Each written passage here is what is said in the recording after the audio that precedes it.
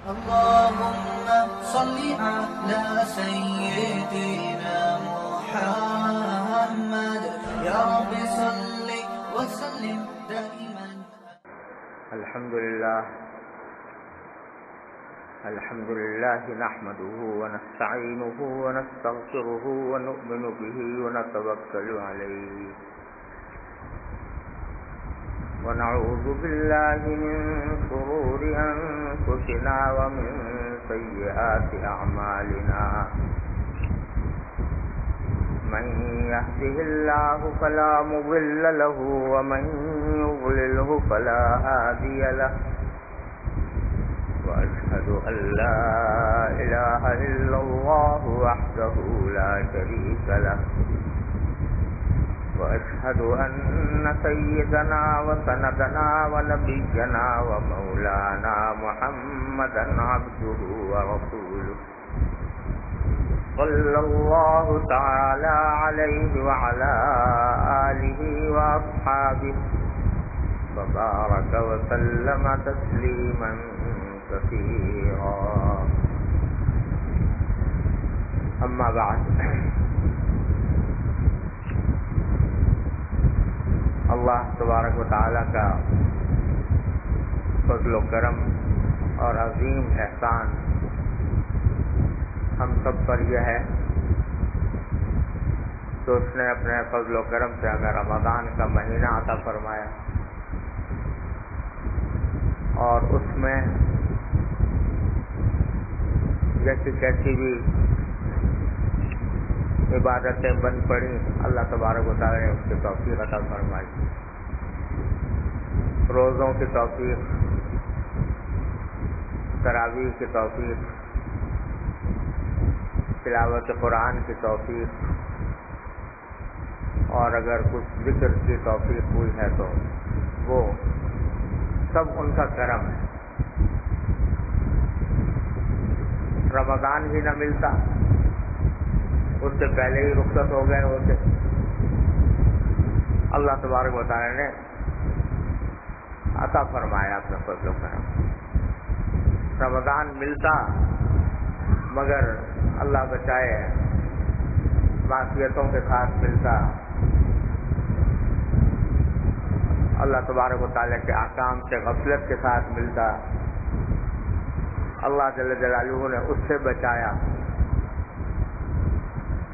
کتنے ہیں کہ جن کے گھر میں رمضان آتا ہے اور چلا جاتا ہے، پتہ نہیں ہوتا کہ کب آیا اور کب چلا گیا. اللہ نے اس میں شامل ہونے سے بچایا. روزوں کی توفیق عطا فرمائی، نمازوں کی توفیق عطا فرمائی. اللہ جل جلالہ کی سنت یہ ہے کہ الحمدللہ رمضان میں گئے سے گئے آدمی، گئے گزرے آدمی کو کچھ نہ کچھ ان کی بارگاہ میں حاضری کی توفیق ہو جاتی ہے. عام دنوں سے اس کے مقابلے میں زیادہ کچھ عبادت کی توفیق ہو جاتی ہے، تلاوت کی توفیق ہو جاتی ہے. تو اس سب پر اللہ تبارک و تعالیٰ کا جتنا شکر ادا کیا جائے کم ہے. اللہ تعالیٰ ہمیں اس کی شکر کی توفیق عطا فرمائے.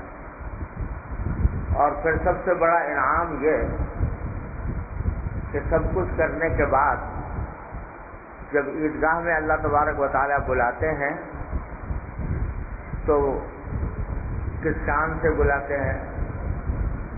ملائکہ سے خطاب فرماتے ہیں کہ میرے فرشتوں یہ بتاؤ کہ جس مزدور نے اپنا کام پورا کر لیا ہو اس کو کیا اجرت ملنی چاہیے. فرشتے کہتے ہیں کہ اس کی اجرت یہ ہے، اس کا صلہ یہ ہے کہ اس کو پوری اجرت دی جائے. تو باری تعالیٰ ان کے اوپر فخر فرماتا ہے. باہا بہم ملائکتہ، یعنی جو مسلمان روزوں کی ٹریننگ سے گزرے ہیں ان کی بنیاد پر فرشتوں کے سامنے فخر فرماتے ہیں. باہا بہم ملائکتہ کہ دیکھو یہ ہے میرے بندے. کہ انہوں نے ان کے ذمے جو میں نے فریضہ عائد کیا تھا وہ آج انہوں نے پورا کر لیا، اور اب میرے پاس آئے ہیں دعائیں مانگنے کے لیے، مجھ سے اپنی حاجتیں مانگنے کے لیے۔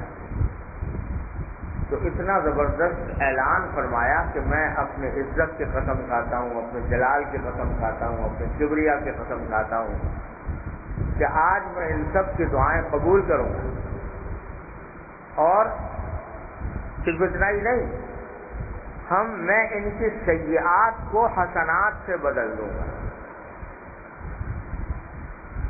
اور سیئات کو حسنات سے بدل کر ان سب کی مغفرت کر دوں گا۔ تو حدیث میں رسول کریم صلی اللہ علیہ وسلم کے ارشاد یہ ہے کہ فَيَرْجَعُونَ مَغْفُورًا لَهُمْ، تو جب واپس جاتے ہیں عیدگاہ سے تو اس حالت میں جاتے ہیں کہ ان سب کی مغفرت ہو چکی ہوتی ہے، اللہ تبارک و تعالیٰ ان سب کو بخش دیتے ہیں۔ اور یہ عید جو ہے در حقیقت کسی مغفرت کی خوشی ہے۔ ہمارے حضرت والا حضرت عارفی قدس اللہ تعالیٰ سرہ اللہ تعالیٰ ان کے درجات بلند فرمائیں، عید کے بعد جب ہم ان کی خدمت میں حاضر ہوا کرتے تھے تو بڑے حساس بشاس اور چہرے پر خوشی پھوٹ رہی ہوتی تھی، اور یہ جملہ فرمایا کہ بھائی آ جاؤ، الحمدللہ ہم سب بخشے بخشائے ہیں، الحمدللہ ہم سب بخشے بخشائے ہیں۔ یعنی اللہ جل جلالہ سے یہی امید رکھنی چاہیے کہ اس نے اپنے اس اعلان کے مطابق ہماری بخشش کر دی ہوگی اور ہم سب کو مغفور لہم میں شامل کر لیا ہو۔ اور ایک اور بات حضرت والا ارشاد فرمایا کرتے تھے، وہ بھی بڑی کام کی بات ہے کہ اس حدیث میں اللہ جل جلالہ یہ فرماتے ہیں کہ میں ان کی سیئات کو حسنات سے بدل دوں گا، ان کی برائیوں کو اچھائیوں سے بدل دوں گا۔ اس کے ایک معنی تو یہ ہے کہ انہوں نے جو صغیرہ گناہ کے سیئات کے جو لفظ آتا ہے یا برائیوں کا، تو عام طور سے قرآن و حدیث میں اس سے مراد صغیرہ گناہ ہوتے ہیں۔ اور یہ بھی بات یاد رکھنی چاہیے کہ جہاں کہیں قرآن و حدیث میں کسی نیک عمل کے اوپر گناہوں کی بخشش کا وعدہ ہے، جیسے وضو کرنے کے لیے آتا ہے کہ وضو کرے گا بندہ تو جب ہاتھ دھوئے گا تو ہاتھ سے کیے ہوئے گناہ معاف ہو جائیں گے، چہرہ دھوئے گا چہرے سے گناہ معاف ہو جائیں گے، مسجد کی طرف چلے گا تو ہر قدم کے اوپر گناہ معاف ہوں گے، وغیرہ وغیرہ۔ یہ سب سے مراد در حقیقت صغیرہ گناہ ہے، چھوٹے گناہ۔ کبیرہ گناہ جو ہے بغیر، قاعدہ یہ ہے اللہ تعالیٰ کی طرف سے قانون یہ ہے کہ کبیرہ گناہ بغیر توبہ کے معاف نہیں ہوتا، اور حقوق العباد بغیر حق ادا کیے معاف نہیں ہوتے، یہ معافی کرائے بغیر معاف نہیں ہوتے۔ البتہ صغیرہ گناہ جو ہیں وہ اللہ تعالیٰ خود بخود معاف کرتے رہتے ہیں۔ وضو کر لو گے تو معاف ہو جائیں گے، نماز پڑھ لو گے تو معاف ہو جائیں گے، مسجد کی طرف جاؤ گے تو معاف ہو جائیں گے۔ ان تجتنبوا کبائر ما تنہون عنہ نکفر عنکم سیئاتکم وندخلکم مدخلا کریما، کہ اگر تم ہم نے جن چیزوں کو کبیرہ گناہ قرار دیا ہے ان سے بچتے رہو تو جو تمہارے چھوٹے چھوٹے گناہ ہیں ہم ان کا کفارہ کرتے رہیں گے، معاف کرتے رہیں گے، اور پھر تمہیں بہت باعزت جگہ جنت میں داخل کریں گے۔ یہ اللہ تعالیٰ نے قرآن کریم میں فرمایا۔ تو یہ جو فرمایا کہ میں نے ان کی سیئات کو حسنات سے بدل دیا، اس کے ایک ظاہری معنی تو یہ ہے کہ جو صغیرہ گناہ انہوں نے کیے تھے وہ سارے کے سارے میں نے معاف کر دیے، اور نہ صرف یہ کہ معاف کر دیے بلکہ ہر صغیرہ گناہ کے بدلے میں ایک نیکی لکھی معاف کرنے کے بعد، ان کے سیئات کو حسنات سے بدل۔ اگر 100 صغیرہ گناہ کیے تھے تو اس کے بدلے میں 100 نیکیاں لکھی، تو ان کے سیئات کو حسنات سے بدل دیا۔ ایک معنی تو اس کے لیے ہے، لیکن ہمارے حضرت فرماتے تھے کہ اس کے ایک اور معنی بھی ہے، وہ یہ ہے کہ در حقیقت جو یہ عبادتیں انجام دے رہے تھے یہ بھی حقیقت میں غور کرو تو سیئات پر مشتمل۔ ارے نماز جب پڑھی تو نماز کیا اس طرح پڑھی جیسی پڑھنی چاہیے تھی، روزہ اس طرح رکھا جیسے روزہ رکھنا چاہیے تھا. بے شک تراویح پڑھی لیکن اس طرح پڑھی کہ دل کہیں ہے دماغ کہیں ہے. حافظ پڑھ رہا ہے تو تیزی میں پڑھتا جا رہا ہے اور سننے والا اس کو سنتا جا رہا ہے. نہ الفاظ کی طرف دھیان ہے، نہ معنی کی طرف دھیان ہے، نہ اللہ تعالیٰ کی طرف دھیان ہے. بس ایک 20 رکعتوں کی گنتی ہے جو پوری کر لی ہے. یہ ہوا نا جو خضوع خشوع کے ساتھ یہ جو ہے قیام رمضان تراویح یہ در حقیقت ایک قیام اللیل کا حصہ ہے.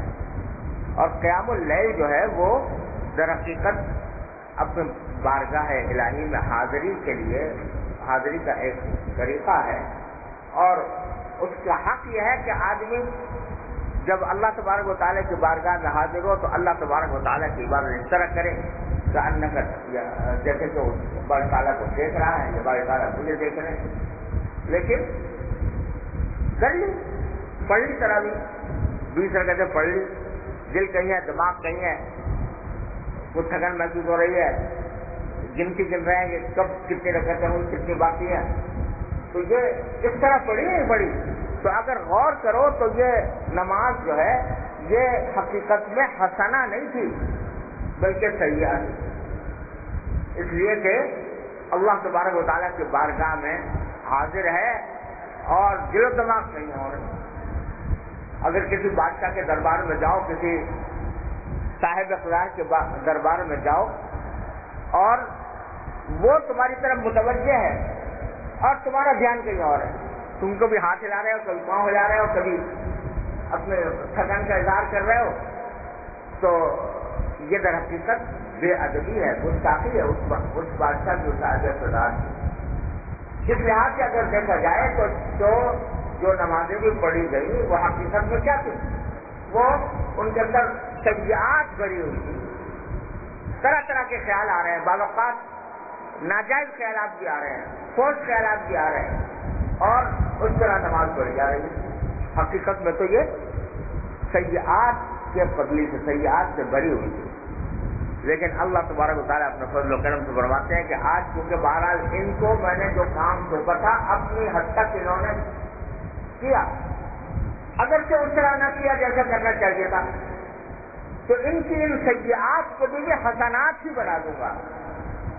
اس نماز کو نماز ہی قرار دوں گا، اس روزے کو روزہ ہی قرار دوں گا، اس قیام کو قیام ہی قرار دوں گا، باوجود ہے کہ یہ حقیقت میں کہلانے کا مستحق نہیں تھا. تو ان کے ساری سیئات کو بھی میں حسنات سے تبدیل کر دوں گا، اپنے فضل و کرم سے تبدیل کر دوں گا بس. اور پھر ان سب کو معاف کر کے بھیجوں گا اپنے پاس. تو اللہ تبارک و تعالیٰ نے اتنے کرم فرمائے ہیں، رمضان عطا فرمایا، توفیق عطا فرمائی، ہماری کوتاہیوں سے صرف نظر فرمایا، ان کو حسنات سے لکھ دیا اور مغفرت فرما دی. تو ہمارے فرمایا کرتے ہیں کہ عید کی خوشیاں در حقیقت انعام ہیں. در حقیقت یہ جو ہے وہ اس بات کی خوشی ہے کہ الحمدللہ ہم بخشے بخشا ہے. اور چونکہ اعلان فرما دیا گیا تو کوئی معاذ اللہ بہلانے کی بات تو ہے نہیں کہ میں بہلانے کے لیے کہہ دیا کہ اللہ فرمانا ہے تمہارے سیئات کو میں حسنات سے بدل دوں گا. یہ بہلانے کی بات تو نہیں. جب بہلانے کی نہیں ہے تو یقین کرو اس بات کا، یقین رکھو اس بات کا کہ اللہ تبارک و تعالیٰ نے ضرور اپنے فضل و کرم سے ہمیں مغفرت کرنے والوں میں شامل مغفرت ہونے والوں میں شامل فرما لیا. ایک نئی زندگی عطا فرما، ایک حیات تازہ عطا فرما دی اس رمضان کے بعد اور اس عید کے بعد. لیکن ایک عجیب قرآن کریم کا انداز ہے کہ جہاں قرآن کریم نے روزوں کا ذکر فرمایا اور رمضان کے روزے پورے کرنے کا ذکر فرمایا، وَلِتُكْمِلُوا الْعِدَّةَ، پہلے فرمایا یُرِیدُ اللَّهُ بِكُمُ الْيُسْرَ وَلَا یُرِیدُ بِكُمُ الْعُسْرَ، اللہ تمہارے ساتھ آسانی چاہتا ہے تو تمہیں مشکل میں ڈالنا نہیں چاہتا. اور پھر فرمایا وَلِتُكْمِلُوا الْعِدَّةَ، تاکہ گنتی پوری کر لو روزوں کی. 30 یا 29 روزے جو تمہارے ذمہ فرض کیے گئے ہیں ان کی گنتی تم پوری کر لو. اور یہ بھی بڑا معنی خیز بات ہے کہ گنتی پوری کر لو، یعنی روزوں کی حقیقت تو کیا تمہیں حاصل ہوگی. روزہ تو وہ ہونا چاہیے تھا کہ جو غیر اللہ کے خیال سے خالی ہو، جو غیر اللہ کی طرف توجہ سے خالی ہو. لیکن تم کیسے رکھ لو، کھانے پینے سے پرہیز کر لیا، جن چیزوں سے منع کیا تھا اس سے پرہیز کر لیا، چلو ہم وہ روزہ تمہارا قبول کر لیں گے، گنتی پوری کر لو. بولی تو کب ضرور اعلیٰ مہادا تم، اور تاکہ اللہ کی بڑائی بیان کرو جیسے کہ اس نے ہدایت کی ہے تمہیں. وَلَعَلَّكُمْ تَشْكُرُونَ، اور تاکہ تم شکر گزار بنو، شکر کرو. یہ سب کہنے کے بعد اگلی جو آیت لائے ہیں اللہ تبارک و تعالیٰ، وہ عجیب ہے اس موقع پر. وَإِذَا سَأَلَكَ عِبَادِي عَنِّي فَإِنِّي قَرِيبٌ، جب میرے بندے تم سے پوچھے میرے بارے میں تو کہہ دو کہ میں ان سے قریب ہوں. یہ کیا بات فرما دی رمضان کے روزوں کے انتہا پر؟ یہ کیا بات فرما دی کہ میں ان سے قریب ہوں؟ ان سے جب وہ پوچھے تو کہتے ہیں میں قریب ہوں. کیا مطلب؟ کہ رمضان کے گزرنے کے بعد یہ نہ سمجھ بیٹھنا کہ اللہ میاں کہیں دور چلے گئے. اللہ تبارک و تعالیٰ تو دل میں بیٹھے ہیں تمہارے. نحن اقرب الیہ من حبل الورید، تمہاری شہرت سے زیادہ قریب ہے. لہذا یہ نہیں ہے کہ رمضان میں تو قریب ہیں اور رمضان کے بعد دور ہو گئے. اللہ تبارک و تعالیٰ فرماتے ہیں رمضان کے بعد بھی میں اتنا ہی قریب ہوں تمہارے جتنا رمضان میں تھا. لیکن ہوتا کیا ہے کہ تم ذرا میرے قریب آ گئے تھے رمضان میں، کہیں ایسا نہ ہو کہ تم دور چلے جاؤ رمضان کے بعد. دوری اگر ہوتی ہے تو تمہاری طرف سے ہوتی ہے، میری طرف سے تو قرب ہی قرب ہے. اگر دوری ہوتی ہے تو تمہاری طرف سے ہوتی ہے. تم بہت دور بھٹکے چلے جا رہے تھے، میں نے رمضان کے اندر تم کو قریب آنے کا موقع فراہم کر دیا، قریب آ گئے تھے. اب ایسا نہ ہو کہ جو قرب تمہیں حاصل ہوا تھا، اللہ تبارک و تعالیٰ کے قریب تم ہوئے تھے، تو اب تم دور چلے جاؤ. اور جس طرح میرا تصور، میرا خیال، میرا ذکر، میرا فکر رمضان میں تھا، کہیں ایسا نہ ہو کہ وہ تمہارے دل سے مٹ جائے اور تم کسی اور دندے میں لگ کر مجھ سے غافل ہو جاؤ. اذا سالک عبادی انی فانی قریب، میں تو تمہارے قریب ہوں. اللہ تبارک و تعالیٰ فرماتے ہیں کہ میں قریب ہوں، تم دور نہ چلے جانا. اللہ اکبر. دوری جو کچھ ہوتی ہے وہ ہماری طرف سے ہوتی ہے. اللہ تعالیٰ تو قریب ہے. دوری ہماری طرف سے ہوتی ہے کہ ہم غافل ہو گئے، ان کے ذکر سے غافل ہو گئے، ان کی فکر سے غافل ہو گئے، ان کے خیال سے غافل ہو گئے. یہ غفلت ہماری طرف سے آتی ہے، ورنہ وہ تو قریب ہی ہے. میں ہزار تجھ سے بعید ہوں یا جب کہ تو میرے پاس ہے. میرے والد ماجد رسول اللہ کے شعر ہے کہ میں ہزار تجھ سے بعید ہوں یا جب کہ تو میرے پاس ہے. میں چاہے کتنا بھی دور چلا جاؤں تو میرے پاس ہی رہتا ہے. لیکن میرا کام اتنا ہے کہ اس دور جانے کے بعد میں لوٹ آؤں اور لوٹ کر تمہارے قرب کا احساس پیدا کر لوں. اے اللہ تیرے قرب کا احساس پیدا کر لوں. اور وہ قرب کا احساس جو ہے وہ پیدا ہوتا ہے اللہ تعالیٰ کے ذکر اور فکر سے. ٹھیک ہے رمضان کے اندر روزہ رکھتے تھے، اب روزے کو فرض نہیں ہے، کھاؤ پیو. لیکن کھاؤ پیو اس طرح کہ یہ سوچ کر کہ یہ اللہ تبارک و تعالیٰ کی عطا ہے، یہ اس کی نعمت ہے، اس کا شکر ادا کر کے کھاؤ. جو کچھ تمہارے مباحات ہیں اور مباحات کے اندر تمہیں کوئی لذت حاصل ہو رہی ہے تو وہ اس کا شکر ادا کرو اس کے اوپر، اور اللہ تبارک و تعالیٰ کی عطا سمجھ کر کھاؤ. یا اللہ یہ آپ کی عطا ہے، میں آپ کی عطا کا شکر ادا کرتا ہوں کہ آپ نے مجھے عطا کیا.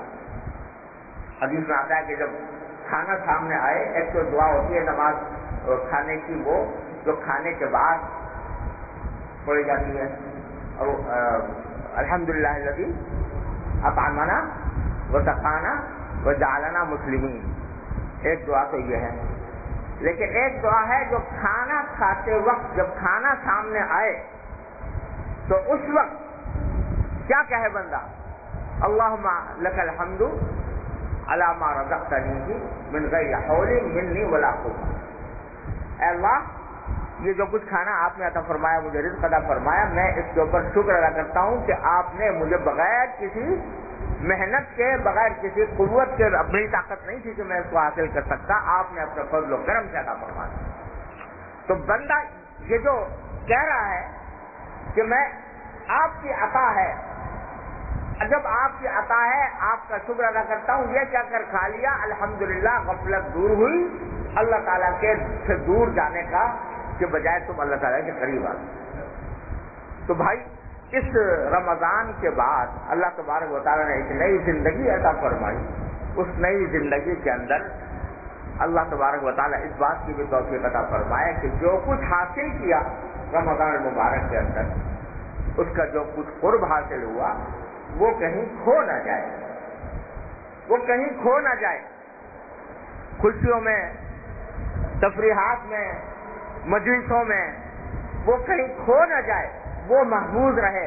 اور اس کا راستہ یہ ہے کہ اگر پہلے الحمدللہ رمضان کے اندر جماعت سے نماز کی توفیق ہو رہی تھی تو اب بھی جماعت سے نماز پڑھنے کی توفیق ہو جائے. نہ صحیح 20 رکعتیں، لیکن جو فرض ہیں وہ مسجد کے اندر آ کر ادا ہوں. پہلے اگر رمضان کے اندر اس بات کا اہتمام ہو رہا ہے رمضان ہے، روزہ ہے، منہ سے جھوٹ نہ نکلے، تو بھائی جھوٹ تو اب بھی نہ نکلنا چاہیے.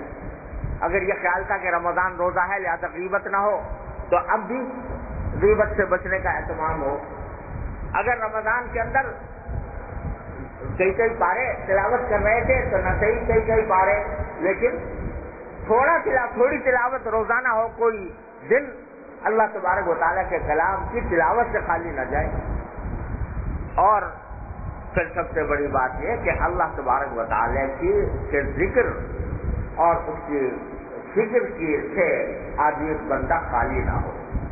اور اللہ تعالیٰ نے ایسے اسباب، ایسے طریقے مہیا فرما دیے ہیں اپنی رحمت سے کہ اگر آدمی ان کا اہتمام کرے تو یہ جو تعلق ہے اللہ تبارک و تعالیٰ کے ساتھ، محبت کا جو تعلق پیدا ہوا اس رمضان کے اندر، اس کی حفاظت ہو جاتی ہے، اس کا تحفظ ہو جاتا ہے.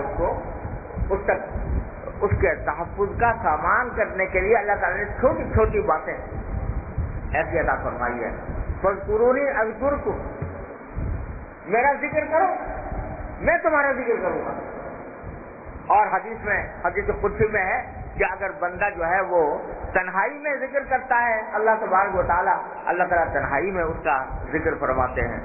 اور اگر مجمع میں ذکر کرتا ہے تو اللہ تعالیٰ اس سے بہتر مجمع میں یعنی ملائکہ کے مجمع میں اس کا ذکر فرماتے ہیں. ارے گنگا، حقیر سا گنگا، اس کی کیا حیثیت، کیا حقیقت کہ وہ مالک الملک والملکوت اس کا ذکر کرے، لیکن باری تعالیٰ فرماتے ہیں ہم اس کا ذکر کرتے ہیں جب وہ ہمارا ذکر کرتا ہے. اور وہ ذکر اس طرح بھی ہے کہ سبحان اللہ، الحمدللہ، لا الہ الا اللہ، اللہ اکبر، جتنے بھی اذکار ہیں وہ بھی ہیں. اور اللہ تبارک و تعالیٰ کی نعمتوں کا استحضار اور اس پر شکر ادا کرتے رہنا. جو کچھ بھی نعمت میسر ہو، چھوٹی سے چھوٹی نعمت بھی ہو، تو اس کے اوپر اللہ تبارک و تعالیٰ کا شکر ادا کرتے رہنا اور اپنی ہر حاجت کو اللہ تعالیٰ سے مانگنے کی کا خوگر بننا کہ چھوٹی چھوٹی باتیں بھی میں اللہ تعالیٰ سے مانگتا رہوں، ہر وقت مانگتا رہوں. یہ ایسی چیز ہے کہ جو انسان کو اللہ تبارک و تعالیٰ سے قریب کرتی رہتی ہے. اللہ تعالیٰ تو ہے ہی قریب، لیکن بندہ قریب ہوتا ہے ان راستوں سے. اللہ تبارک و تعالیٰ اس کی توفیق عطا فرمائے تو پھر یہ ایسی چیزیں ہیں کہ جو انسان کو اللہ تبارک و تعالیٰ کے ساتھ اس کے تعلق کو مضبوط کرتی ہے اور اس کو اللہ تعالیٰ سے قریب کر دیتی ہے. کسی زمانے میں اس غرض کے لیے کہ دنیا کی محبت سے انسان کا دل خالی ہو اور اللہ جل جلالہ کی محبت اس میں آ جائے، اس غرض کے لیے بڑے بڑے ریاضتیں، بڑے بڑے مجاہدے کرنے پڑتے تھے. خانقاہیں تھیں، ان کے اندر لوگ جا کے رہتے تھے اور مجاہدے کرتے تھے، ریاضتیں کرتے تھے، تب جا کر یہ مسئلہ حل ہوتا تھا اور اس طریقے سے اللہ تبارک و تعالیٰ کا قرب حاصل کرنے کی کوشش ہوتی تھی. لیکن اللہ تعالیٰ درجات بلند فرمائے حضرت کی الامت مولانا اشرف علی صاحب تھانوی رحمۃ اللہ علیہ کے، انہوں نے حقیقت میں تصوف اور طریق کی تجدید فرمائی اور ہم جیسے کمزوروں کے لیے ایسے راستے تجویز فرمائے کہ جو بڑے بڑے مجاہدوں اور ریاضتوں سے جو چیز حاصل ہوا کرتی تھی وہ تھوڑے تھوڑے اعمال سے اللہ تعالیٰ کے فضل و کرم سے حاصل ہوئے. وہ فرمایا کرتے تھے کہ اب کہاں جاؤ گے کہ ان صوفیاء کرام کی طرح کے مجاہدے کرو، اس کی طرح ریاضتیں کرو، لیکن ایسے چٹکلے تمہیں بتا دیتے ہیں کہ اللہ تبارک و تعالیٰ کے فضل و کرم سے وہ اب اس پر عمل کرنے سے اللہ تبارک و تعالیٰ کے ساتھ جو تعلق مقصود تھا وہ حاصل ہو جاتا. اور وہ یہی ہے کہ ہر چھوٹے بڑے کام میں، دنیا ہی کے کام، عادت ڈالو اس بات کی کہ چھوٹی سی بھی حاجت ہے تو اللہ تبارک و تعالیٰ کی بارگاہ میں پیش کرو اور دل میں کر لو، زبان سے کر لو، زبان سے نہیں دل میں کر لو. یا اللہ گرمی لگ رہی ہے، میری گرمی دور فرما دیجیے. یا اللہ میں گھر میں داخل ہو رہا ہوں، اچھا کھانا کھلا دیجیے. یا اللہ یہ گھر کے اندر بچوں کو دیکھوں گا، ان کو خیرات سے رکھیے. یا اللہ میں گھر سے باہر نکل رہا ہوں، سواری مجھے اچھی دلوا دیجیے. سواری میں بیٹھ گئے، یا اللہ آخرت کے ساتھ منزل پر پہنچا دیجیے. یا اللہ یہ ٹریفک کا ہجوم ہے، اس سے مجھے آخرت کے ساتھ نکال دیجیے. مانگتے رہو، منگتے بن جاؤ. اللہ تبارک و تعالیٰ سے مانگ کر زندگی گزارو. جو مرحلہ بھی درپیش ہے اللہ تعالیٰ کی بارگاہ میں پیش کرو اور اس سے مانگو گے. جتنا مانگو گے اتنا ہی اللہ تبارک و تعالیٰ کا قرب بڑھے گا، اللہ تعالیٰ سے قرب بڑھے گا. کیونکہ دعا بذات خود ایک عبادت ہے. ہر دعا چاہے وہ دنیاوی مقاصد کے لیے ہو، یا اللہ مجھے رزق دے دیجیے، یا اللہ مجھے روزگار دے دیجیے، یا اللہ مجھے صحت دے دیجیے، آپ دنیاوی مقصد کے لیے مانگ رہے ہو لیکن ہے عبادت. اللہ تعالیٰ کہتے ہیں تم مجھ سے مانگ رہے ہو، میں تمہیں اس کو عبادت بنا دوں گا، اس کے اوپر اجر لکھوں گا. مانگتے رہو. ہمارے حضرت والا فرمایا کرتے تھے، اللہ تعالیٰ ان کے درجات بلند فرمائے، کہ بندوں کے لیے سارے قرآن کا خلاصہ سورہ فاتحہ، اور سورہ فاتحہ کا خلاصہ فرماتے ہیں ایاک نعبد و ایاک نستعین. یہ ہے اللہ ہم آپ ہی کی عبادت کرتے ہیں، آپ ہی سے مدد چاہتے ہیں. یہی بات سکھائی اللہ تعالیٰ نے سورہ فاتحہ کہ تم مانگتے بن جاؤ اللہ تبارک و تعالیٰ کے بارگاہ میں اپنی ہر حاجت پیش کر کے مانگتے رہو. یہ دیکھو کر کے دیکھو، زبان سے کہہ دینے کی بات نہیں ہے، لیکن جب آدمی عادت ڈال لے تو پھر دیکھو کہ کیا سے کیا ہو جاتا ہے. اللہ تعالیٰ کا فضل کرم، مانگنا اور اللہ تعالیٰ کی نعمتوں پر شکر ادا کرنا. جتنا شکر ادا کرو گے اتنا ہی اللہ تعالیٰ کے قریب ہو جاؤ گے. اللہ تبارک و تعالیٰ اپنے فضل و کرم سے نواز دیں گے. شکر گزار بندوں کے لیے اللہ تبارک و تعالیٰ نے بڑی آسانی کا راستہ رکھا. اور میں یہ بھی سوچ رہا تھا کہ سورہ فاتحہ جو ہے وہ ساری اگر دیکھو تو پہلی 3 آیتیں ہیں وہ شکر پر مشتمل ہیں. الحمدللہ رب العالمین الرحمن الرحیم مالک یوم الدین. اللہ تعالیٰ کی حمد و ثنا، اس کا شکر. اور باقی 3 آیتیں جو ہیں وہ دعا پر مشتمل ہیں. ایاک نعبد و ایاک نستعین اہدنا الصراط المستقیم صراط الذین انعمت علیہم الی آخر. تو یہ دعا ہے. تو خلاصہ سارے قرآن کا ہمیں جو سکھایا جا رہا ہے وہ یہ کہ میرے ساتھ اللہ تبارک و تعالیٰ کے ساتھ تعلق مضبوط کرنا ہے تو 2 چیزوں کا اہتمام کر لو. میری نعمتوں کا شکر ادا کرو اور مجھ سے اپنی حاجتیں مانگو تو میرے قریب ہو جاؤ. تو ہمارے عزت والا حضرت حکیم الامت صلی اللہ تعالیٰ اور پھر ہمارے حضرت ہمارے شیخ حضرت عارف صلی اللہ تعالیٰ ہر مجلس ان کی ان 2 چیزوں کی تاکید پر مشتمل ہوتی ہے. اتنا مرتبہ تکرار فرمایا، اتنی مرتبہ یہ بات فرمائی اتنی مرتبہ کہ کانوں سے اٹھ کر پھر دل میں اتر گئی. اذا تقرر علی السمع تقرر فی القلب. وہ کبھی کبھی فرمایا کرتے تھے کہ تم کہتے ہوگے کہ میں ایک ہی بات بار بار کہتا رہتا ہوں. ارے قرآن کریم کو دیکھو, اس میں ایک ہی بات کتنی مرتبہ بار بار فرمانے لگا ہے. اس لیے فرمائیے تاکہ صرف اتنی نہ ہو کہ بات کہی گئی اور کانوں تک پہنچی اور ایک کان سے داخلی دوسرے کان سے نکل گئی, بلکہ اس لیے ہو کہ دل میں پیوست ہو جائے. اور پیوست ہوتی ہے کثرت سے. تو حضرت فرماتے تھے کہ اس لیے میں بار بار یہ بات کہتا ہوں. اور حقیقت یہ ہے کہ سنتے رہتے تھے, لیکن جب اتنی بات سنا کہ دل میں بیٹھ گئی بات, تو الحمدللہ کچھ توفیق بھی ہو اس کی وجہ سے کچھ عادت بھی پڑنے لگی. ہمارے فرماتے ہیں کہ اگر باقاعدہ تم عبادت کرنے جاؤ, نماز کی نیت باندھ کر کھڑے ہو, سجدہ کرو, رکوع کرو, ہے ہی عبادت بڑی عادت ہے, لیکن دیکھنے والا بھی دیکھ رہا ہے کہ وہی تم عبادت کر رہے ہیں. اور تم نے دل میں اپنے اللہ سے رشتہ جوڑا ہوا ہے. یا اللہ میرا یہ کام کر دے, یا اللہ میرا یہ کام کر دے, یا اللہ میرا یہ کام کر دے, یا اللہ آپ نے یہ نعمت دی ہے میں اس کو شکر ادا کرتا ہوں, یا اللہ آپ نے یہ نعمت دی ہے. دل یہ کہہ رہا ہے بار بار, دل اس میں لگا ہوا ہے. چاہے دنیا کے کام بھی کر رہے ہو, لیکن دنیا کے کام میں بھی تو حاجت پیش آتی ہے, مانگو. دنیا کے کام میں کوئی کامیابی حاصل ہوتی ہے, شکر ادا کرو. تو یہ چیز ایسی ہے کہ کسی کو پتا بھی نہیں. ہمارے فرماتے تھے کہ دل میں کہہ دیا اللہ آپ کا شکر ہے یہ کام ہو گیا, دل میں کہہ دیا اللہ یہ کام کرا دیجیے, کسی کو پتا بھی نہیں چلا. اور نہ جانے کیا سے کیا ہو گیا. حضرت والا کا جملہ یہ تھا کہ کیا سے کیا ہو گیا, یعنی اللہ تعالیٰ کے ساتھ دل کا رشتہ جڑ گیا.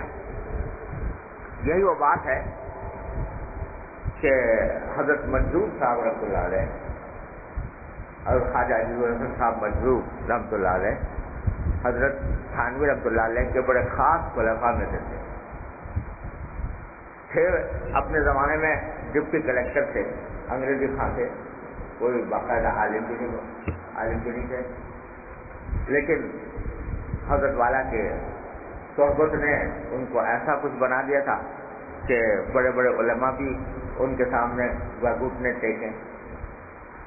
اور حضرت کے بڑے چہیتے, محبوب, لاڈلے مرید بھی تھے, اور بعد میں حضرت نے خلافت بھی عطا فرمائی. حضرت کی سوانح حیات بھی انہوں نے مرتب کی ہے اشرف سوانح کے نام. شاعر بہت بڑے بلا کے تھے, بڑے شاعر تھے, اور شعر بڑے اعلیٰ درجے کے فرماتے تھے. دیوان ان کا چھپا ہوا ہے کشکول مجذوب کے نام. تو حضرت والا کے ہاں صحبت میں جو چیز حاصل ہوتی تھی اس کو ایک شعر میں بڑی خوبصورتی سے بیان فرمایا. وہ فرماتے ہیں کہ جب تک میں حضرت کے پاس نہیں آیا تھا تو اس وقت تک پتہ نہیں دین کو کیا سمجھے ہوئے تھا کہ کتنی بڑی دین جو ہے وہ بڑا مشکل کام ہے اور بڑا جان جوکھوں کا کام ہے. لیکن حضرت کے پاس آ کر یہ باتیں سن کر اللہ تبارک و تعالیٰ نے بتایا کہ یہ تو کچھ بھی نہیں, بہت آسان ہے اللہ تعالیٰ کے ساتھ تعلق قائم کرنا. تو اس کو انہوں نے ایک شعر میں کہا, فرمایا کہ وہ اتنے تھے قریب کہ دل ہی میں مل گئے. وہ اتنے تھے قریب کہ دل ہی میں مل گئے. میں جا رہا تھا دور کا سامنا کیے ہوئے. میں تو اس خیال سے چلا تھا کہ پتہ نہیں کیا تو کچھ مدارس طے کرنے ہوں گے, کیا کیا مسائل سے گزرنا پڑے گا, لیکن وہ اتنے تھے قریب کہ دل ہی میں مل گئے. میں جا رہا تھا دور کا سامنا کیے ہوئے. تو اگر یہ دل میں اپنے دل کو ذرا سا متوجہ کر لو اللہ جل جلالہ کی طرف, کوئی لمحہ انسان کا خالی نہیں ہے جس میں انسان کے دل میں کوئی خیال نہ آ رہا ہو. ہے کوئی خالی؟ کوئی لمحہ خالی نہیں. خیالات کی ایک رو ہے جو چل رہی ہے, مگر وہ رو چلی ہوئی ہے اس طرح کہ غفلت میں, اللہ تعالیٰ سے غفلت میں خیالات کی رو چل رہی ہے. اگر اس خیالات کی رو کو تم اپنے اب مالک کے ساتھ تعلق کی طرف موڑ دو, یہی کر کے کہ مانگ کر اللہ تعالیٰ سے اس کی نعمتوں کا شکر ادا کر کے, اور اگر کوئی غلطی ہو جائے تو استغفار کر کے یہ مانگتے رہو, تو یہ خیالات کی رو جو ہے مڑ بھی جاتی ہے، اور جب مڑ جاتی ہے تو پھر وہ بات ہوتی ہے کہ وہ اتنے سے قریب کہ دل ہی میں مل گئے، میں جا رہا تھا دور کا سامان کیے ہوئے۔ اللہ، اور یہ بات الحمدللہ اسلاف سے چلی آ رہی ہے۔ ایک مشہور صوفی بزرگ ہیں خواجہ بیدل، فارسی کے شاعر تھے، تو انہوں نے بھی تقریباً یہ بات کہی کہ ستمست اگر حوست کشد کے بسیر سر و سمندرا، تجھے غنچ کم نہ دمی گئی در دل کشا در وہ چمندرا۔ کہتے ہیں کہ یہ بڑی سچی بات ہے اور بڑے ظلم کی بات ہے کہ تو سیر کرنے کے لیے باغوں میں اور چمن کے اندر جاتا ہے، سیر کرنے کے لیے، تفریح کرنے کے لیے، کہ فلاں باغ بڑا شاندار ہے، پھول بہت اچھے ہیں، اس میں مناظر بڑے حسین ہیں۔ ارے اگر تیرے اوپر دل کا باغ کھل جائے تو ساری دنیا کے باغات اور ساری دنیا کے حسین مناظر اس کے آگے ہیٹ ہیں۔ تو ستمست اگر حوست کشد کہ بخیر سر و سمندرا، تجھے غنچ کم نہ دمی گئی۔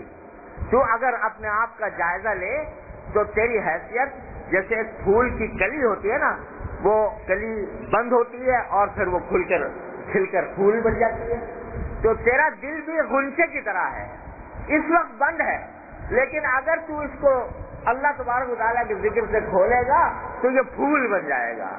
تو سر و سمندرا، تو تیری ساری دل جو ہے یہ خود باغات کے اور مناظر کے مقام ہو جائے گا، اللہ تبارک و تعالیٰ کے ذکر سے، اس کی فکر سے، اس کی یاد سے۔ تو جب آدمی اس میں محو ہو جاتا ہے تو اللہ تبارک و تعالیٰ کے فضل و کرم سے ایسا ہو جاتا ہے دیکھنے والے کو پتہ بھی نہیں چلتا، دیکھنے والے دیکھتا ہے کہ یہ کسی اپنے دنیا کے کام میں مصروف ہے اور اس کا رشتہ جڑا ہوا ہوتا ہے اپنے مالک سے۔ میرے والد ماجد قدس اللہ تعالیٰ سرہ فرماتے ہیں، ہمارے حضرت والد ماجد رحمۃ اللہ علیہ، حضرت ثانوی رحمۃ اللہ علیہ کے عشاق میں سے تھے، یعنی مرید تو تھے ہی، خلیفہ بھی تھے، لیکن عشاق میں تھے۔ اور میں نے جب حضرت والد صاحب رحمۃ اللہ علیہ کی وفات ہو گئی تو میرے استاد تھے حضرت مولانا اکبر علی صاحب رحمۃ اللہ علیہ، اللہ تعالیٰ ان کے درجات بلند فرمائے، وہ بھی حضرت ثانوی رحمۃ اللہ علیہ کی خدمت میں حاضر ہوا کرتے تھے، ان کے مجلس میں جایا کرتے تھے۔ تو جب وفات ہو گئی تو وفات کے بعد وہ تشریف لائے، تو اس وقت حضرت مولانا اکبر علی صاحب رحمۃ اللہ علیہ نے کہا کہ میں آج تمہیں ایک چیز دکھاتا ہوں جو شاید تمہیں پہلے معلوم نہ ہو، وہ یہ کہ میں تمہیں وہ ہیئت کر کے دکھاتا ہوں جس ہیئت سے آپ کے والد حضرت تھانوی رحمۃ اللہ علیہ کی مجلس میں بیٹھا کرتے تھے۔ تو انہوں نے باقاعدہ نقل اتار کر بتایا، اور اس طرح بتایا کہ اب میں بھی اس کے نقل نہیں اتار سکتا، کہ وہ اس طرح بیٹھتے تھے محویت کے عالم میں کہ چہرے کے اوپر ایک حیرت اور ایک شوق اور ایک عجیب و غریب جیسے مجذوبانہ سی کیفیت ہوتی ہے، اس طرح کہ حضرت چہرے کو تکتے رہتے تھے، باتیں سنتے رہتے تھے، اور ایسے کر کے انہوں نے منظر دکھایا کہ یہ ان کے عشق کا عالم تھا۔ حضرت ثانوی رحمۃ اللہ علیہ، اللہ تعالیٰ کے درجات بلند فرمائے، دونوں کے درجات بلند فرمائے۔ تو وہ ایک ایک چیز کو حضرت کی دیکھتے تھے، کس طرح عمل کر رہے ہیں، کس طرح بات کر رہے ہیں، کس طرح۔ تو ایک مرتبہ فرماتے ہیں میرے والد رحمۃ اللہ علیہ، فرماتے ہیں کہ میں خانقاہ سے حضرت کے گھر جا رہا تھا حضرت کے ساتھ۔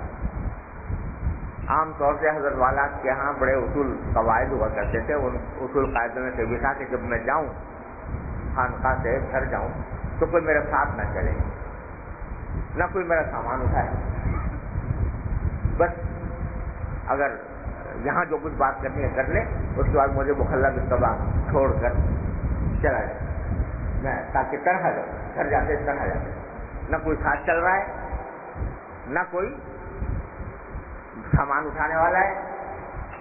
یہ جو پیروں کا انداز ہوتا ہے کہ کہ جب پیر صاحب چل رہے ہیں تو ایک پورا ایک لشکر بھی ساتھ چل رہا ہے، اور وہ یہ کچھ نہیں تھا، تو اکیلے جایا کرتے تھے۔ لیکن کبھی کبھی کسی کو خصوصی اجازت سے ساتھ رہنے کی اجازت، کوئی اگر اجازت لے لے کہ حضرت اگر اجازت ہو تو میں آپ کے ساتھ گھر تک چلا جاؤں، تو حضرت فرما دیتے ٹھیک ہے، کسی کو خاص اجازت۔ تو حضرت والد صاحب تعالیٰ فرماتے ہیں ایک مرتبہ میں نے اجازت دی اور حضرت کے ساتھ چلا گھر تک۔ چلتے چلتے راستے میں حضرت نے اپنے جیب سے ایک پرچہ نکالا اور قلم نکالا اور اس کے اوپر کچھ لکھا اور لکھ کر کے جیب میں ڈالا۔ خاموش چل رہے ہیں، والد صاحب کچھ خاموش ہیں، حضرت بھی خاموش۔ اور اسی سے یہ بھی پتہ چلتا ہے کہ اللہ والوں کے ساتھ خاموش رہنے میں بھی اللہ تعالیٰ فائدہ پہنچا دیتے ہیں۔ دینے والے تو وہ ہیں، کوئی شیخ کیا دے سکتا ہے، کوئی استاد کیا دے سکتا ہے، لیکن جب کوئی بندہ قلب کے ساتھ کسی اللہ والے کے ساتھ بیٹھتا ہے یا چلتا ہے تو خاموشی میں بھی اللہ تعالیٰ عطا فرماتا ہے۔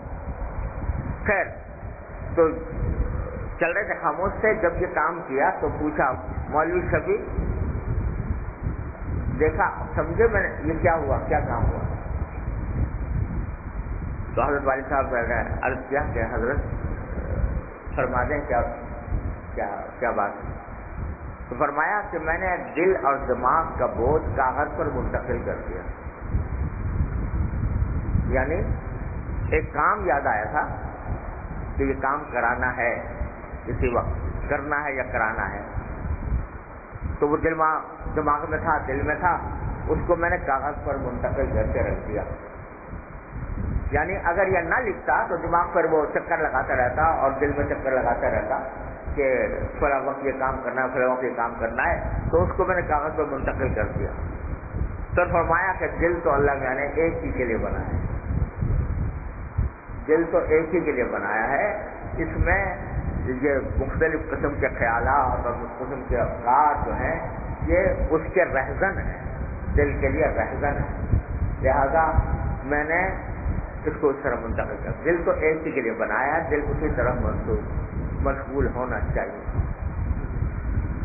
تو یہ سکھا دیا کہ چلتے پھرتے بھی اگرچہ خاموش ہے، بظاہر ذکر بھی نہیں زبان سے ہو رہا، لیکن دل مصروف ہے اللہ تبارک و تعالیٰ کے ساتھ، اس کی نعمتوں کے استحضار میں، اس کے اوپر شکر ادا کرنے میں، اپنی حاجات اس کے سامنے پیش کرنے میں، اس کے جلال و جمال میں، اس کے جلال و جمال میں دل مصروف ہے۔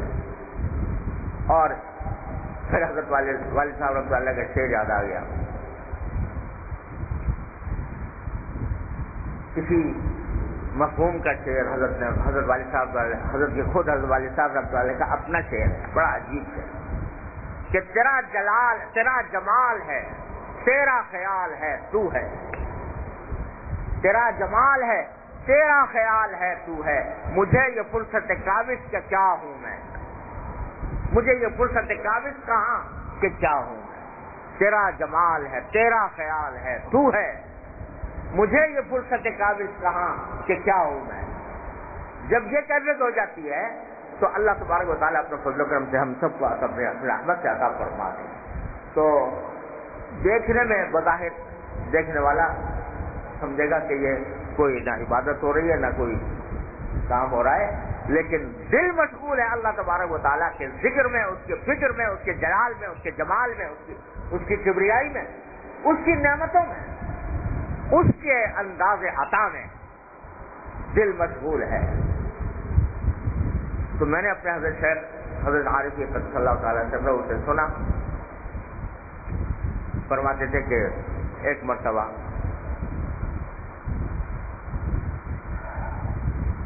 حضرت حکیم الامت قدس اللہ تعالیٰ سے نے مجھ سے فرمایا، یعنی میرے شیخ حضرت عارف قدس اللہ، کہ اب تو کچھ یوں لگتا ہے ہر بات میں کہ جیسے فرما رہے ہو اب یہ کر لو، اب یہ کر لو، اب یہ کر لو، ایسا لگتا ہے کہ یوں فرما رہے ہیں کہ اب یہ کر لو، اب یہ کر لو، اب یہ کر لو، یہ کیا کر رہے؟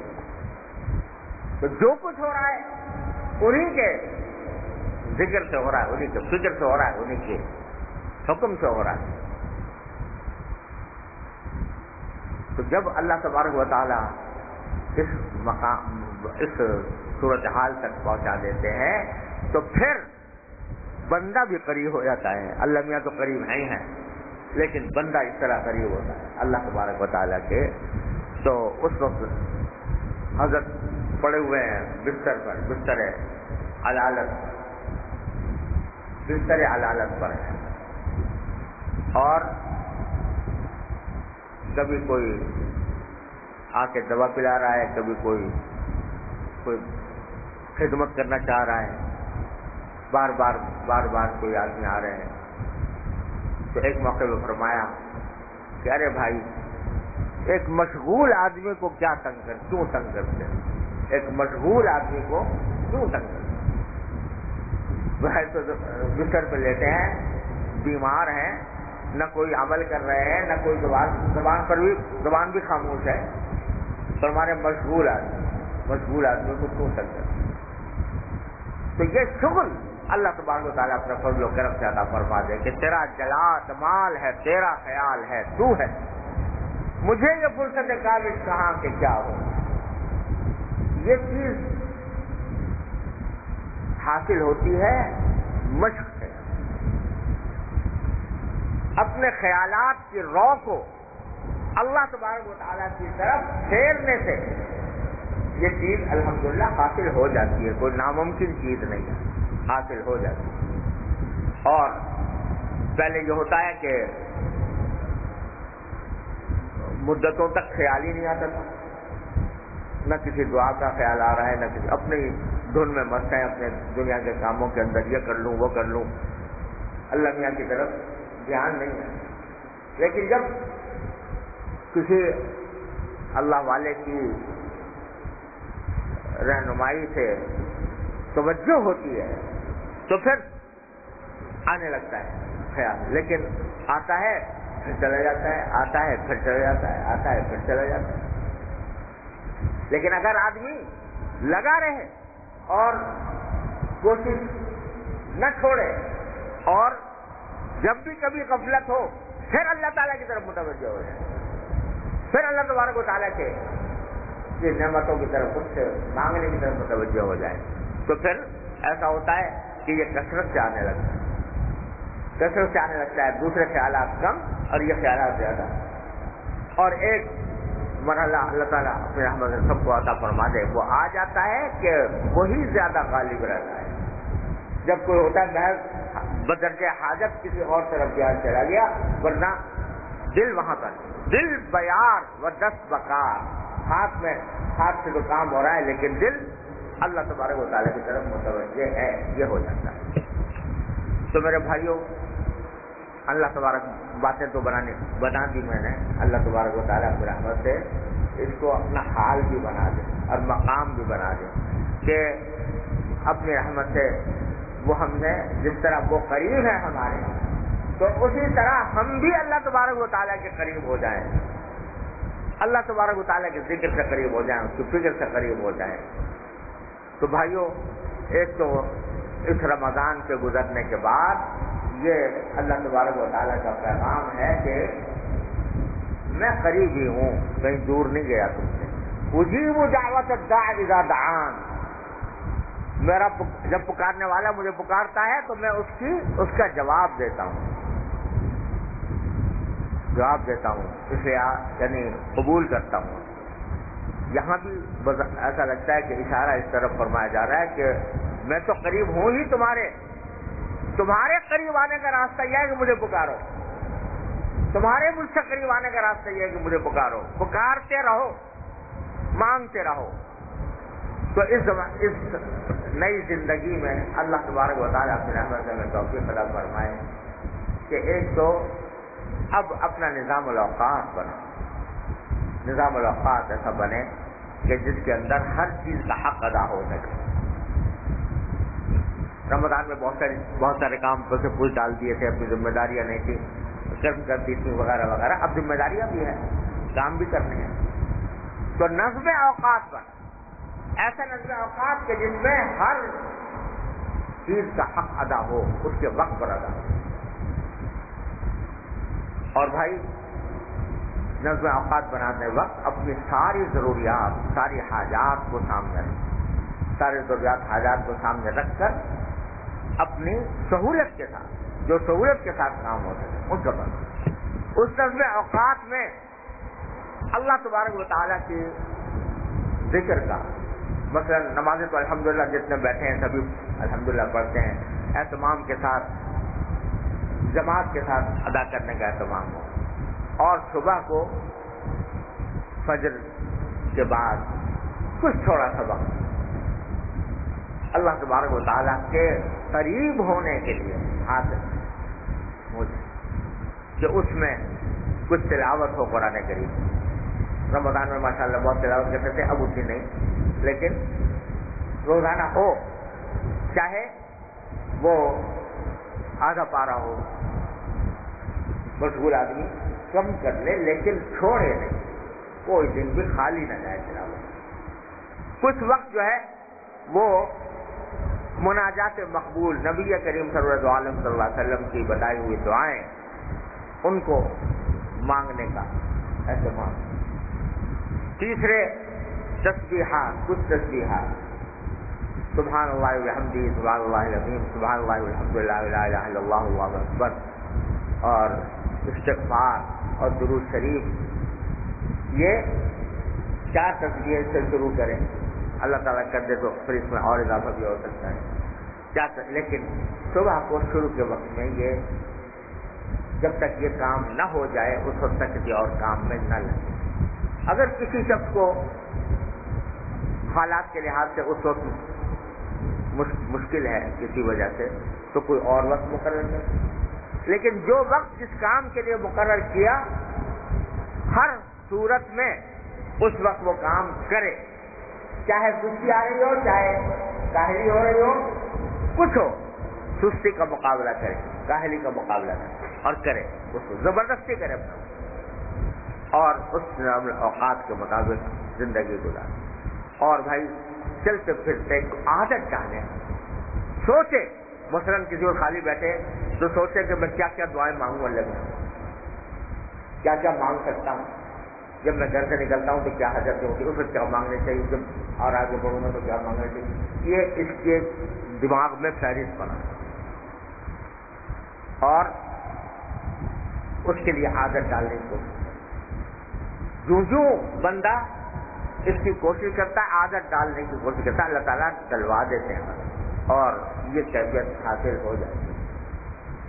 اور پھر کچھ ایسے جملے ہوتے ہیں یہ بھی کہ جو تکیہ کلام کے طور پر